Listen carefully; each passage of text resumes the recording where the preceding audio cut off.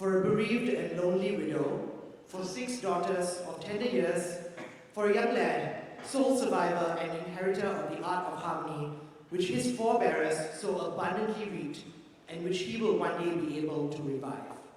The composer Giovanni Puccini at the funeral of Michele Puccini, 18th of February 1864. Giacomo Puccini was 5 years old. They say art imitates life, and in Giacomo Puccini's case, this couldn't have been more true.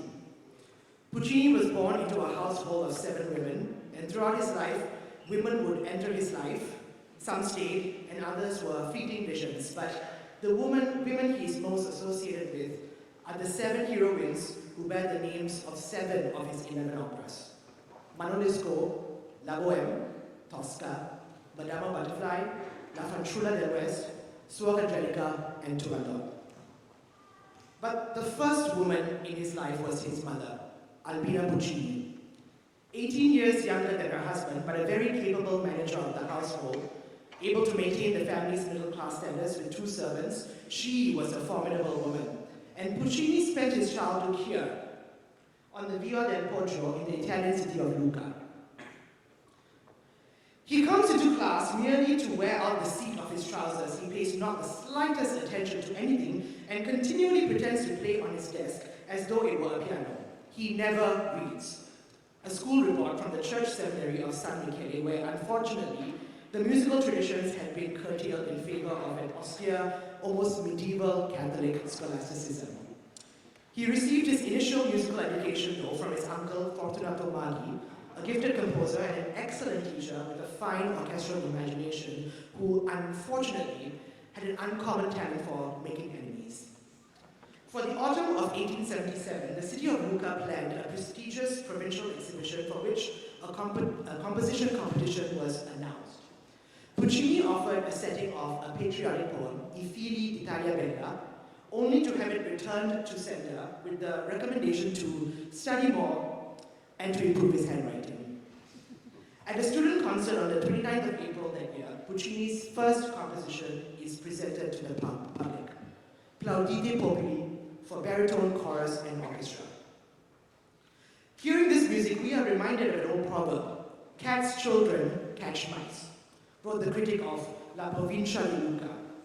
He was referring, of course, to the fact that Puccini came from 5 generations of musicians, composers, and organists.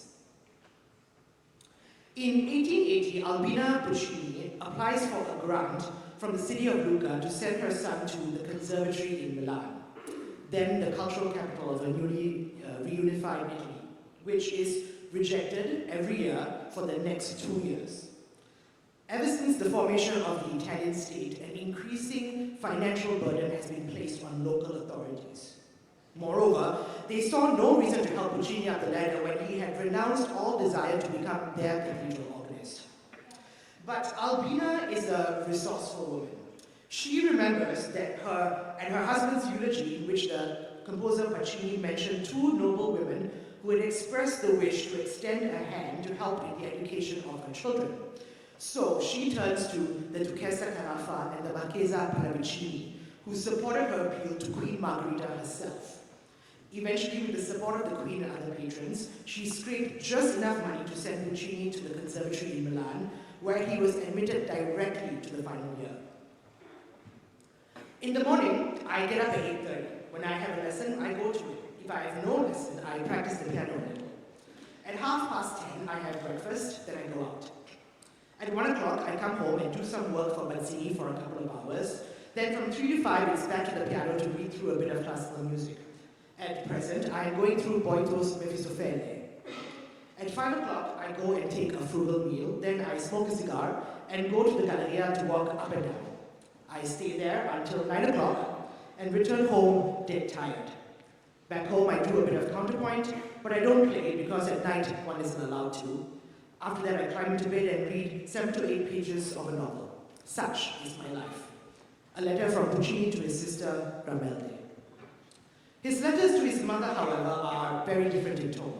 He uses the formal lei when addressing her and are more serious in nature, never failing to assure the anxious Albina that he was getting enough to eat and not spending too much money. If often I've made you angry, it isn't because I don't love you, but because I've been a beast and a scoundrel. I'll admit it myself. On the 14th of July, 1883, his passing out piece from the conservatory is performed, the Capriccio Sinfonico. One critic wrote, "In Puccini we have a decisive and rare musical temperament, and one which is especially symphonic. There is a unity of style, personality, and character." Today, Puccini's biographers point to this as a sign of how little the term symphonic meant to Italian musicians of the time. There is certainly nothing symphonic about the Capriccio Sinfonico. In April of 1883, readers of the periodical Il Teatro Illustro were informed of a competition for young Italian musicians for an opera in one act on an idyllic, serious, or comic theme, with a prize of 2,000 lire and a performance in Milan paid for by the newspaper. With 3 more months of school ahead of him, Puccini decides to commit. He found a librettist in the young poet and journalist Ferdinando Fontana. A meeting was arranged between them, and Fontana already had a subject in hand, a French short story called Le Vilis. Its basis was a Central European folktale about the ghosts of jilted maidens who dance nightly in the forest and entrance faithless lovers to dance with them until they die. The same legend had also inspired the famous ballet Giselle. This French treatment, however, was more realistic and gruesome. Fontana condenses the story to 3 moments. When the hero, Roberto, leaves his lover Anna for the city, never to return to marry her, when he falls under the spell of another woman, and when he returns to the forest only to meet the Vilis of Anna, who draws him into a dance of death. Puccini did not win the competition, but Fontana was very persistent and raised enough money himself to put on the first performance, which took place on the 31st of May, 1884. I've heard the musician Puccini very well spoken of. He follows modern trends, which is natural, but he keeps steadily to melody, which is neither ancient nor modern. The composer Giuseppe Verdi to a friend. In Anna's aria, Se come vuoi piccina io fossi, she plucks forget-me-nots, as Roberto is departing to the city. Here already we hear glimpses of the mature Puccini, the melodic focus with a sense of rhythmic freedom that mimics the spoken text, with ornaments that prolong the melodic resolve.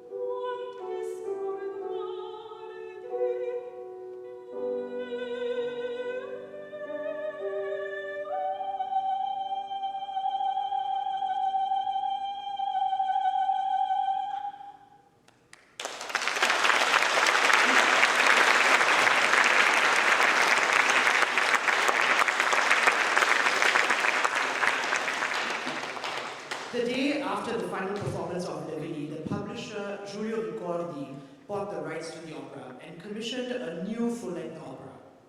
But then tragedy struck. On the 17th of July, 1884, Albina Puccini died shortly after Puccini had returned home from vacation. I'm always thinking of her, and tonight I even dreamed about her.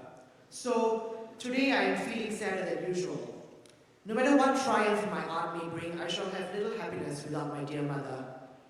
Take what comfort you can and try to summon up more courage than I have been able to so far. Puccini to Ramelde. With his mother's death, Giacomo becomes the head of the Puccini household. In the midst of writing his second opera, Edgar, also with Fontana as the librettist, which was by all accounts an unmitigated disaster, because it lied too much in that space between youthful outbursts and maturity, Puccini met a woman, Elvira Geminiani. She was the wife of a Lucan commercial traveler and the mother of two. In June of 1886, she follows Puccini to Milan, and on the 22nd of December, their child, Antonio, is born. While Elvira obtained an official separation from her husband, it wasn't until Geminiani's death in 1904 that Puccini and Elvira were legally allowed to marry. One last word of advice. Take care not to fall in love if you possibly can avoid doing so, since that will lead you into the grave of matrimony, which 99 times out of 100 hampers, cuts shorts, and ruins a young man's career, especially one such as yours, who needs absolute freedom and independence.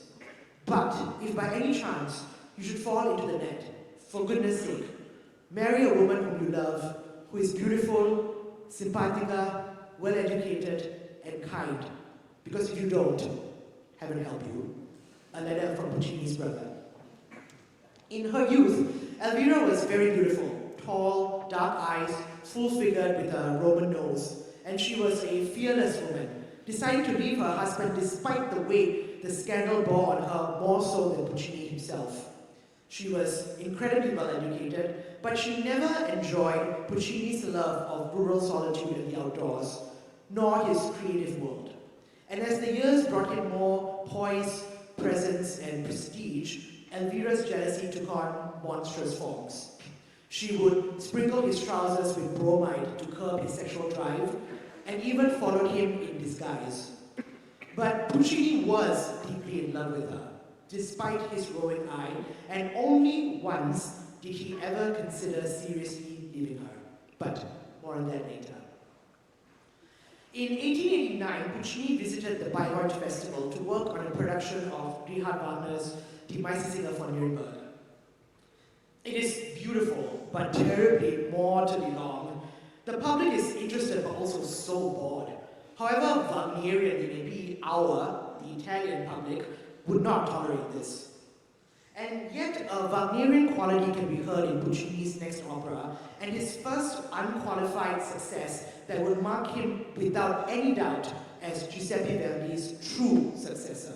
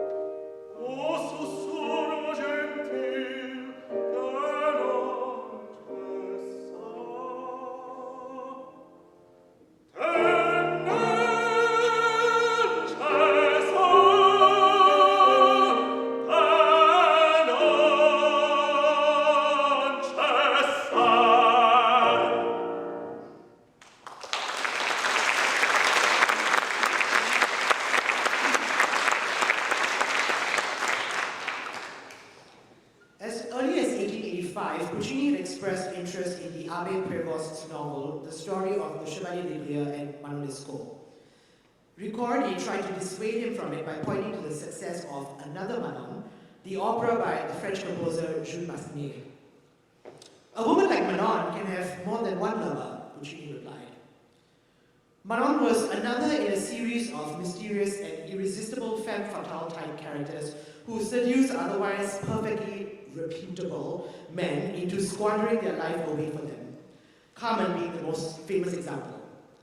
But as Puccini was convincing Ricordi on taking on the subject matter, a bombshell was dropped. On the 17th of May, 1889, Pietro Mascagni's one-act opera, Cavalleria Rusticana, premiered in Rome, shocked the operatic world, and with its raw emotion and simple action that told the story of ordinary peasants in rural Italy, it marked what was seen as a turning point in Italian opera since Verdi's official retirement a decade earlier. In fact, it was so groundbreaking that an entire term, borrowed from literature, was coined from this opera, verismo, or realism. Now, to be fair, you would not call the plot of Cavalleria Rusticana realistic by any means, but more so it represented a kind of break from the formal grandeur and spectacle of older operas, and chose instead a kind of emotional catharsis that the traditional forms typically would hold in check. Have you seen what a success Mascagni has had? My libretto is driving me to despair and I've had to get it redone. Even now, you can no longer find a poet who can do you something decent. Puccini to his sister, Tomaide. Indeed, at this point, the original librettist, Marco Palo, pulled out of the project, but at the beginning of 1892, there was the name of a new librettist working on it. His name was Luigi Illica, and he would become the most famous librettist associated not just with Puccini, but with the entire new school of Italian composers. Manon Lescaut premiered on the 1st of February 1893 at the Teatro alla Scala in Milan. Just 8 days later, Verdi's final opera, Falstaff, premiered there as well, marking the true end of an era and the beginning of another. In this Manon, Puccini stands revealed for what he is, one of the strongest, if not the strongest, of the young Italian composers. A review in La Gazzetta del Popolo. In Quelle Trine Morbide is an archetypal Puccini aria. It has two lyrical components with melodic fragments that we have already heard earlier, briefly, that have prepared our ear subconsciously to the aria. It is emotional manipulation of the highest order, but also terribly effective.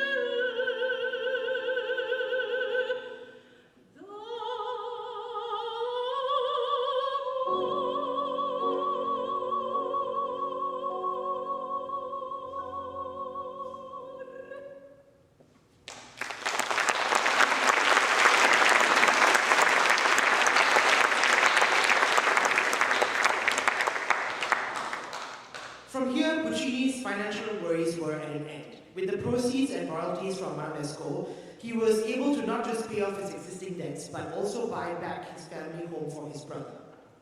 To Puccini and Lirica, Riccardi would add a third collaborator, Giuseppe Giacosa. And by March of 1893, the subject of their next opera was already known. La Boheme, based on Henri Mouchet's Scène de la vie bohème. But then came a problem.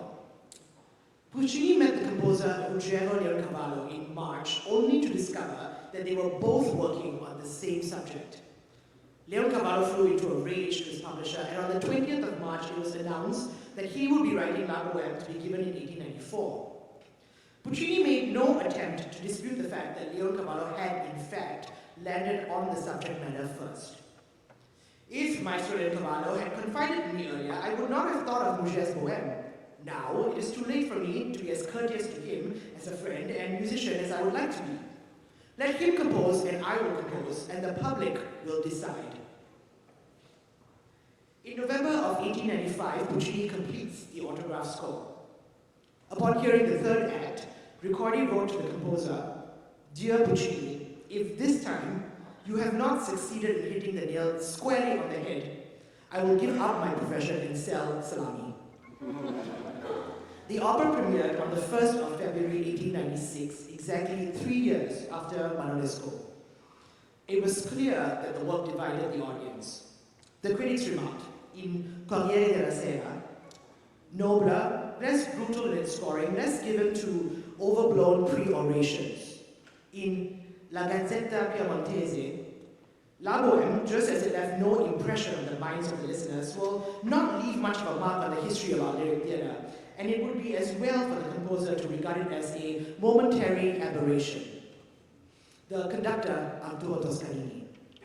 The gentlemen of the press were unable to leave the world of German transcendentalism in order to hear the music which expresses sweet sentiments of the soul, which speak in exquisite melodies of the eternal passions of humanity. Between the press and the public, I take the side of the public. And so it has for more than a century, that Bohème remains one of the singularly most performed operas in the repertory. Even if Puccini had written nothing else after La Bohème, his place in the operatic pantheon would have been assured. Here he dispenses with the quasi-symphonic approach that he attempted with Manon Lescaut, and some commentators speak of the opera's restraint in contrast to its predecessor. But it's really just precise calculation and economy of means, like the lives of the poor Bohemians themselves, that makes this the most emotional of Puccini's operas.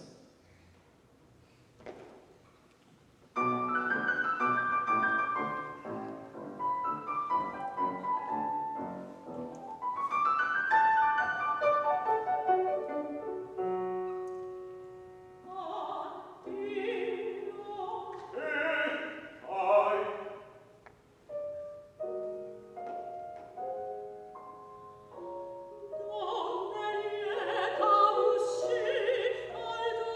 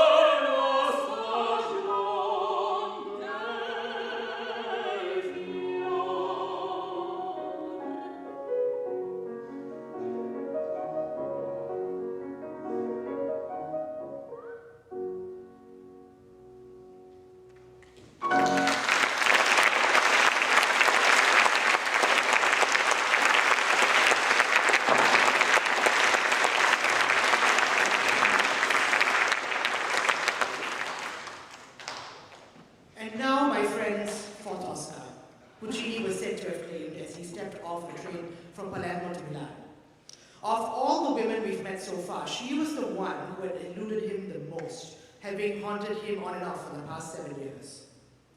La Tosca was a play by Victorien Sardou, and it was written for the English actress Sarah Bernhardt. The English playwright George Bernard Shaw described it as an old-fashioned, shiftless, clumsily constructed, empty-headed turnip of a ghost of a cheap shocker. While Boheme was a drama of people, Tosca was a drama of happenings. Oh, it is a terrible undertaking having to cut down to the right proportions and act as crammed full of facts as this first one, Giacosa to Ricordi, July 1896. Tosca would suffer further interruptions, largely due to Puccini attending performances of La Boheme in Italy and abroad. He only managed to begin work in earnest in January 1898. Shortly before, he had visited Rome, where the priest and his lifelong friend, Don Pietro Panichelli, consulted with him on the exact pictures of the bells of Rome that you hear every evening, whose music permeates the entire opera. In November 1899, Puccini completes the score, and by January, rehearsals had begun at the Teatro Costanzi in Rome.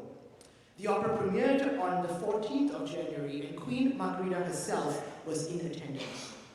The atmosphere in Rome was tense, and echoes of the 1898 massacre in which government troops had fired on a group of protesters in Milan, protesting the rising cost of living, was still in the air. When the ministry responsible resigned, the king gave General Pelou near dictatorial powers, and this was not lost on the audience in the character of Baron Scarpia.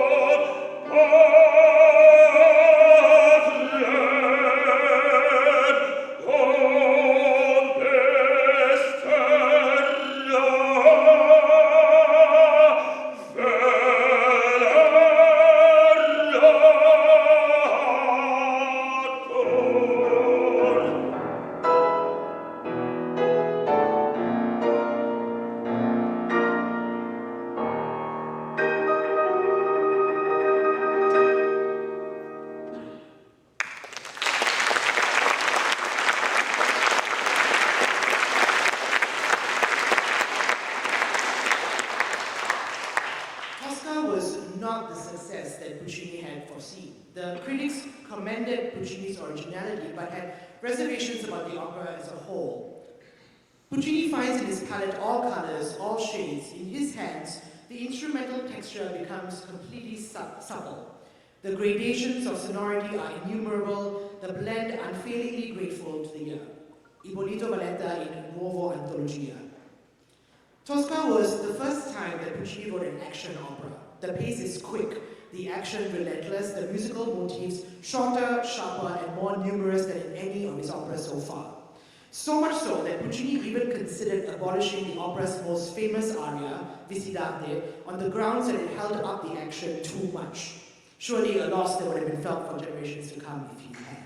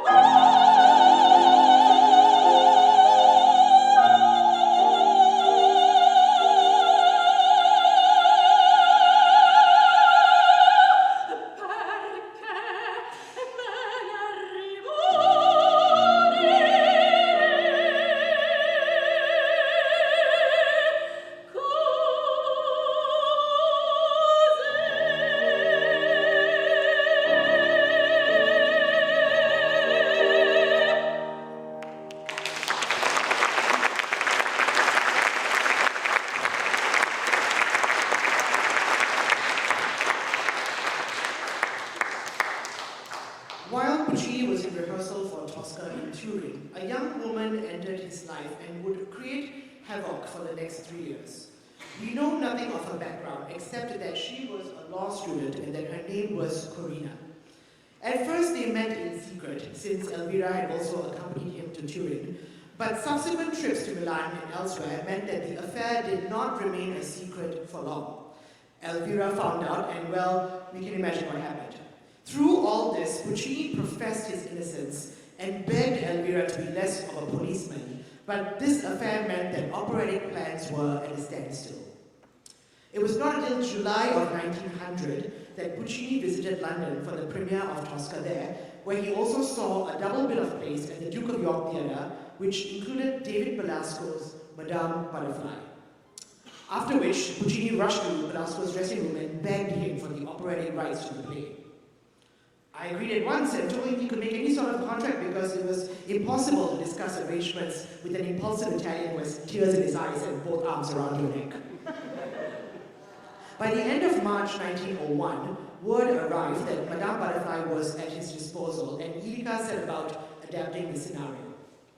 Now the truth was, Puccini did not speak a word of English, and the only part of Madame Butterfly that captivated him enough to be interested in the play was a 14-minute transition from dusk to dawn in complete silence that marked the title character's overnight vigil. Throughout 1902, Puccini worked slowly on Madama Butterfly. It was a contrast to the quick action of Tosca, and Lirica luxuriated on a number of moments in the libretto, especially the great love duet in Act 1, which he wrote would have a poetic quality almost greater than that of the scene between Rodolfo and Mimi.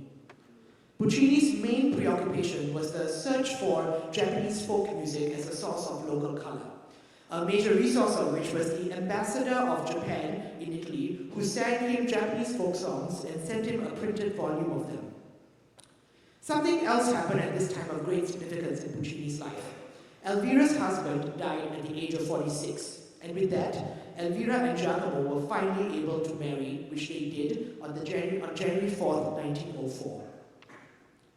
The premiere of Madame Butterfly 2 weeks later, on the 17th of February, was up to this far the only Puccini premiere that was not a success. The audience was particularly riled up, and there were whistles and boos after the final curtain call.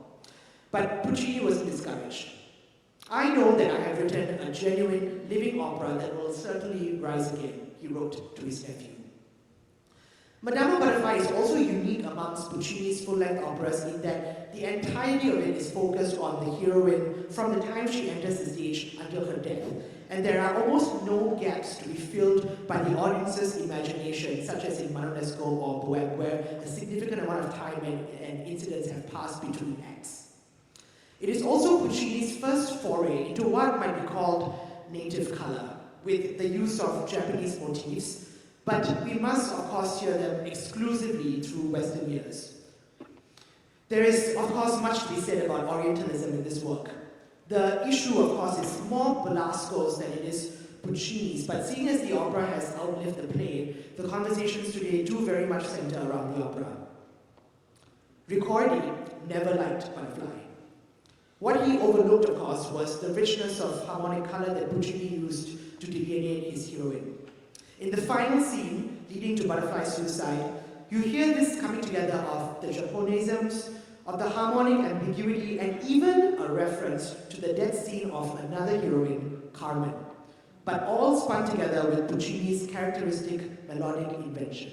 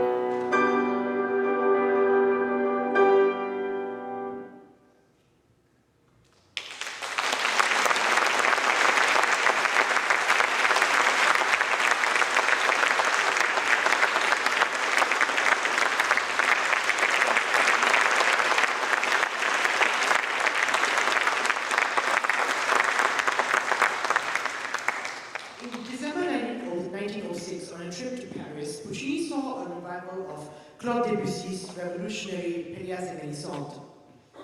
It has extraordinary harmonic qualities and diaphanous instrumental sounds, he wrote to Ricordi. It's truly interesting, but it doesn't transport you. The color is uniformly somber, like a Franciscan's habit.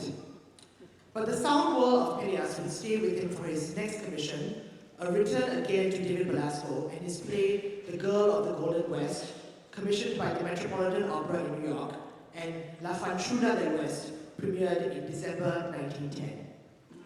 However, we must rewind 2 years to look at an incident that would have a huge impact on Puccini's life and in his relationship with Elvira. In 1903, Doria Manfredi, the daughter of a widowed mother, had been working in the Puccini household. Female servants never stayed long in the Puccini house because of Elvira's jealousy, but Doria was steadfast in her devotion to the family and the household. Elvira's jealous spirals, however, led her to accuse Doria of having an affair with Puccini. She gave her notice, reviled her in public, and even threatened to drown her in the lake. Puccini assured Doria's family that they were both innocent, but there was no appeasing Elvira, who even claimed to have caught them in the act. In January 1909, while Puccini was in Rome, Doria took poison and died 5 days later. An autopsy revealed that she was a virgin. It was the first time that Puccini considered a legal separation from Elvira, amidst which Doria's family was out for retribution, and they filed a defamation suit against the family. Eventually, the matter was settled out of court, but by Puccini paying the Manfredi family 12,000 lire to have the charges dropped. Elvira finally caved and sought reconciliation, but the effect of this incident on the family's psyche, and on Puccini especially, would never fade. As we shall soon see, Doria would make her way into his final work. But first, a little diversion.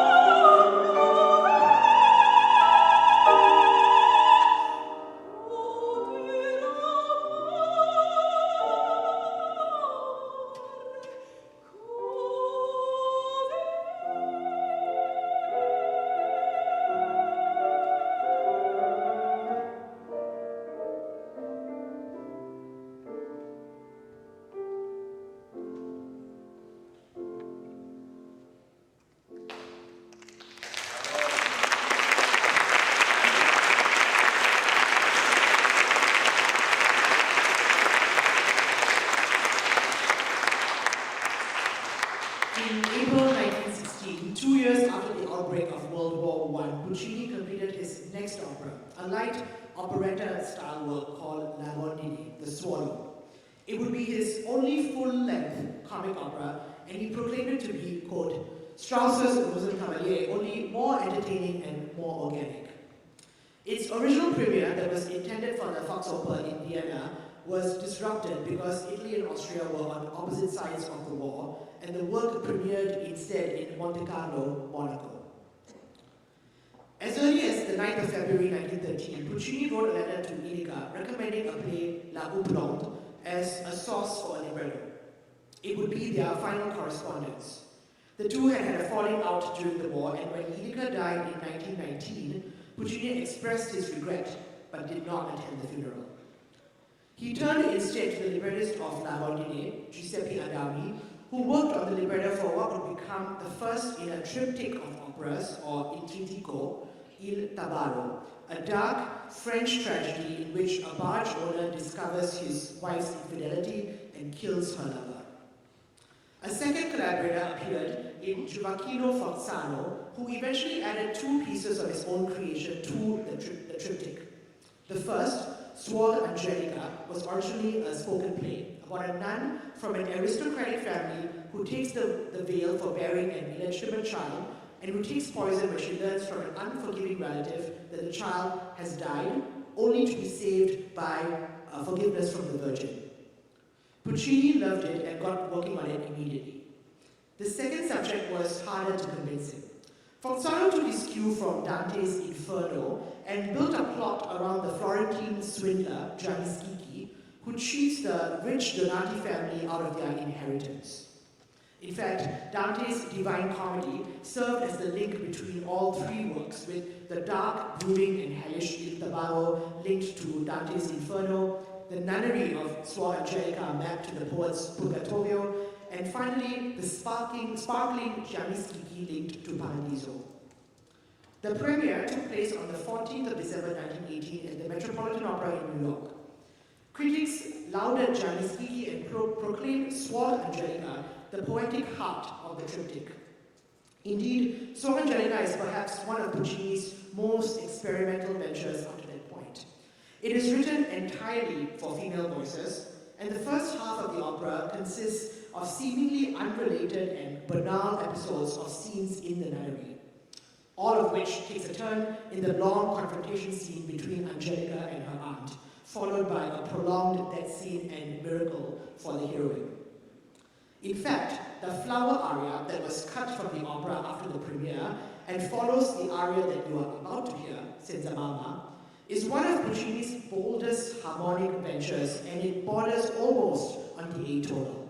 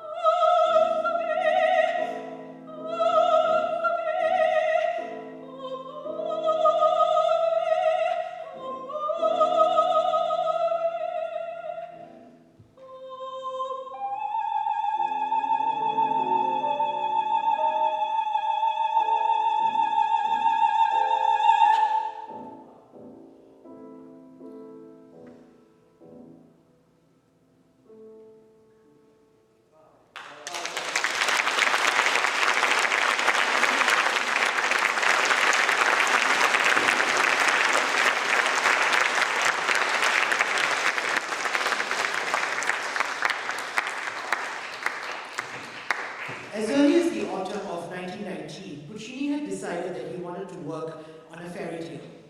By this point, the war was over, and Italy, which had switched sides in the middle of the war in favor of the Allies, had gotten the short end of the stick, and escapism seemed like the way forward. Moreover, Puccini had finally completed his family's permanent home in Viareggio, his own escape from the world in the Italian countryside. But it wasn't until mid-March 1920 that Renato Simeoni suggested Carlo Gozzi's play Turandot. All in all, I consider Turandot the most normal and human of all of Gozzi's work. In short, a Turandot filtered through a modern brain, yours, a dummy's, and mine.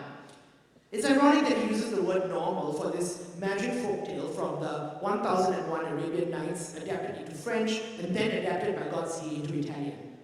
But Gozzi's version dispenses with all the magic in favor of stock characters in the telling of the story of the princess whose hand can only be won by answering 3 riddles on pain of death. Neither was he the first Italian to set it to music, and just 3 years prior, the avant-garde, Tuscan-born, German-residing composer Ferruccio Busoni had written his own Turandot opera, but Puccini's work owed nothing to this predecessor. By mid-May of 1920, Adami had supplied Puccini with the schemes for all 3 acts, and in August, Puccini met with his 2 librettists, and at this point, 2 things happened. He took the opportunity first to visit Baron Fassini Camossi, a former diplomat of Italy in China, who possessed a music box that played Chinese melodies, of which Puccini would use 3 in his opera.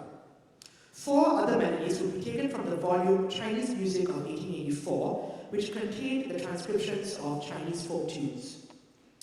It was also at this point that the other figure began to take shape. Dramatically, Puccini told Adami and Simoni that there had to be a reason why the Princess Turandot's heart of ice is melted. And at the end of the opera, and their solution was the introduction of a piccola donna, a little woman, in the character of Liu, a slave girl who is totally devoted to the hero Kalaf, and whose suicide would show the heartless princess what true love was. I think that Liu will have to be sacrificed to grief, and don't see how this could be developed unless we have her die under torture. And why not? Her death might be a powerful factor in melting the princess's heart. The Doria Manfredi incident was certainly still very much present in his mind. By mid-April of 1923, Puccini was busy at work on the 2nd act. Turandot's aria is almost finished, and what a work. Turandot advances by little steps, but it does advance.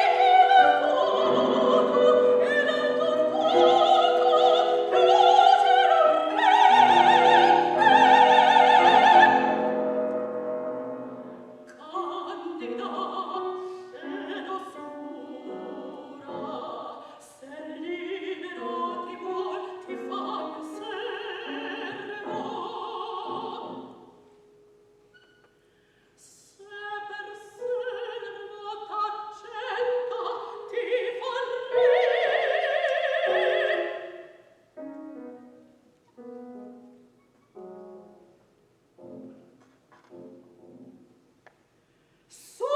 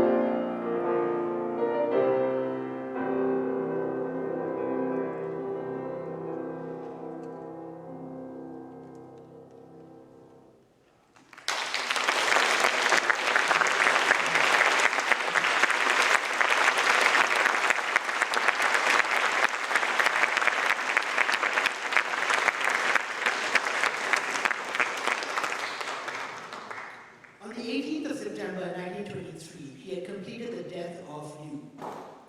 Poor Liu is dead, and I think that the funeral accompaniment has come out well and movingly, he wrote to Simone.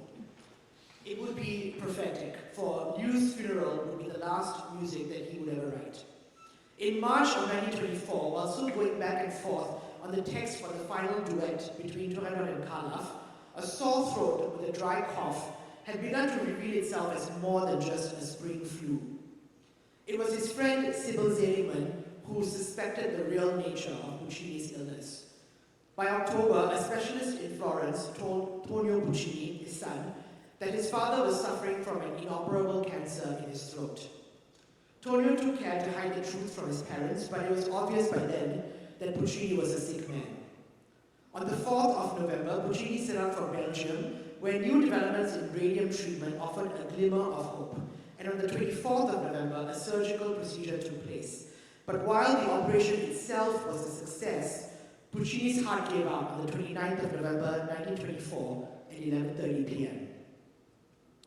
A funeral service was held in Brussels, after which the coffin was taken by train to Milan for the burial on the 3rd of December at the Duomo.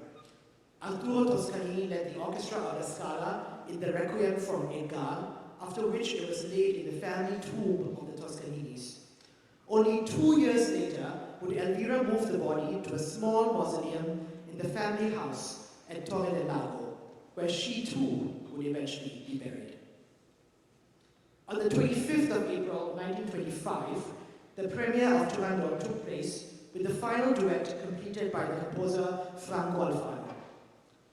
As Liu's funeral cortege melted into the distance on stage, Toscanini laid down his baton, turned to the audience, and announced that at this point, Puccini left the opera unfinished. As the curtain fell at that point, a voice rang out, "Viva Puccini," and was taken up throughout the hall. Turandot is Puccini's grandest and most ambitious opera, but it is Liu's final aria, Tu che di gel, whose words were provided by Puccini himself, that sum up a lifetime of an operatic career.